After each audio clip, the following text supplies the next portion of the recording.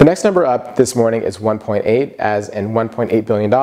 That's the amount each year that the Secret Service gets to protect the President of the United States. Now, that money didn't work so well when Omar Gonzalez hopped the fence, ran across the lawn with a knife, and burst through the front door of the White House. In the wake of that incident, the Secret Service is now saying that they have to consider a whole host of new security protocols directed at us and not figuring out internally what went wrong, like saying that you can't walk on the sidewalk in front of the White House anymore and that you have to be screened to block out before you can walk up to the fence and take a selfie in front of the fence that you helped pay for. Now, in some ways, their reaction was reminiscent to me of the security services in the wake of 9/11, of course, running across the lawn with a knife, and the events of that tragic day are not equivalent, but the reaction is similar. On that day, what they said afterwards was